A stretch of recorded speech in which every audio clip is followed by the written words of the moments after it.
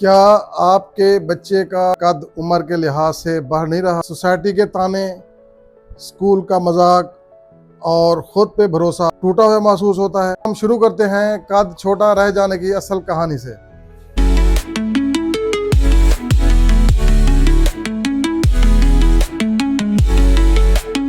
इसकी पहली केस में ग्रोथ रिटार्डेशन, दूसरे नंबर पे है स्टंटेड ग्रोथ, जिसमें ख़ास तौर पर कद छोटा रह जाता है, ताख़ीर होती है लेकिन बाद में वो नॉर्मल कद तक पहुंच जाते हैं। और इसमें आखिरी जो वजह है वो है आइडियोपैथिक शॉर्ट स्टेटस, जब कोई ख़ास वजह ना मिले मगर बच्चा का कद छोटा रह जाए।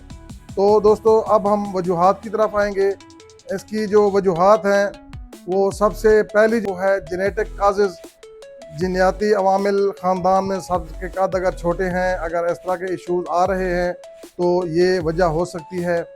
और दूसरे नंबर पे हार्मोनल डिजीज़ हैं, हार्मोन की कमी है, हार्मोनल कमी है, जिसमें ग्रोथ हार्मोनल डेफिशिएंसी हो सकती है और थायराइड्स हार्मोन डेफिशिएंसी हो सकती है, जैसे हाइपोथायराइडिज्म होता है।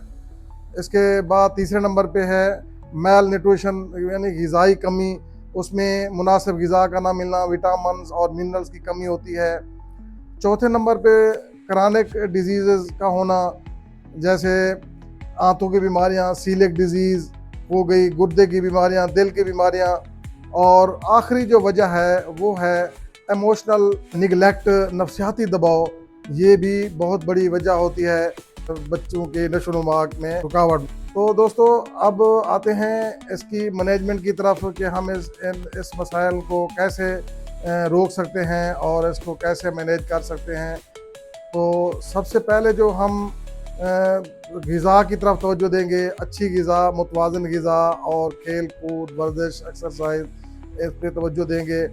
दूसरे नंबर पे विटामिन्स की कमी, विटामिन ए, विटामिन डी बहुत अहमियत का हामिल है कद की ग्रोथ के लिए। और सोने का सही वक्त, ग्रोथ हार्मोन रात को सोते वक्त ज़्यादा बनते हैं, इसलिए सोने की अहमियत बहुत ज़्यादा है। स्ट्रेचिंग वाली वर्जिशें जैसे बास्केटबॉल, तैराकी और रस्सी कूदना वगैरह, ये बहुत मुआवन साबित होती है कद की ग्रोथ के लिए। अब मैं आपको होम्योपैथिक में इसका बेहतरीन इलाज बताऊंगा। होम्योपैथिक में जो ऑथेंटिक मेडिसिन है वो आपसे शेयर करने वाला हूँ। इसमें जो सबसे पहली मेडिसिन है वो है मेडोरिनम 200 या मेडोरिनम 1M। अच्छा, मेडोरिनम ऐसे बच्चों को दी जाएगी जिनका इब्तदाई उम्र में कोई ऐसी डिजीज़ जैसे टॉन्सिलाइटिस हो गया या मम्स हो गए, या ऐसी कोई बीमारी में कोई एंटीबायोटिक ज़्यादा दे के दबा दिया गया हो मर्ज़ को, तो उसकी वजह से भी ये मसाइल हो सकते हैं ग्रोथ के। तो सबसे पहले हम मेडोरिनम देंगे। उसके बाद दूसरे नंबर पे जो मेडिसिन आएगी वो है ट्यूबरकुलिनम 200। ट्यूबरकुलिनम 200 ऐसे हिस्ट्री वाले बच्चों को दी जाएगी जिनके पेरेंट्स में ट्यूबरकुलोसिस की हिस्ट्री पाई जाती है या चेस्ट इन्फेक्शन की हिस्ट्री पाई जाती है। तो अगर इस तरह के बच्चे ग्रोथ की मसाइल का शिकार हैं तो उनको दूसरे नंबर पे हम ट्यूबरकुलिनम देंगे। अच्छा, इसके बाद जो तीसरी अहम मेडिसिन है वो है ब्राइटाकार्ब 200। ब्राइटाकार्ब 200 ऐसे डॉरफिश बच्चे जो बूने रह जाते हैं मेंटली तौर पे भी और फिज़िकल तौर पे भी, तो उन बच्चों की बेहतरीन दवा है ब्राइटाकार्ब 200। उसके बाद हमारी एक मेडिसिन है लाइकोपोडियम 200, लाइकोपोडियम 1M। ऐसे बच्चे जिनको जिगर के मसाइल भी साथ हों और उनकी फ़िज़िकल ग्रोथ बहुत कम हो रही हो लेकिन मेंटल ग्रोथ बहुत ज़्यादा अच्छी हो, शार्प किस्म के बच्चे, बहुत तेज़ तरार बच्चे, लेकिन उनका जो है ना कद अच्छे तरीके से ना बढ़ रहा हो, तो उनके लिए लाइकोपोडियम बेहतरीन मेडिसिन होगी।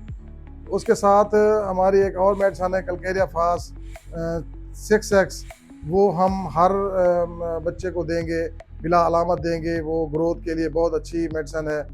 तो ये थी दोस्तों ऐसी मेडिसिन जो मेरे तजर्बे में हैं, जिनको मैंने इस्तेमाल करवाया है। बहुत से अल्हम्दुलिल्लाह बच्चे इस मसले को ख़त्म कर चुके हैं। लेकिन मैं आपको बार बार ये बात पहले भी कह चुका हूँ, इनकी डोजेज़ कैसे देनी है, और इसके ग़िज़ा का क्या ख्याल रखना है। ग़िज़ा मुख्तलिफ़ ग़िज़ा देनी होती है और वो सिर्फ माहिर होम्योपैथिक डॉक्टर ही आपको बता सकता है कि इन अद्वियात को कैसे और किस पोटेंसी में और किस डोज में देनी चाहिए। इसलिए ख़ुद से दवाई लेना मुनासिब नहीं है।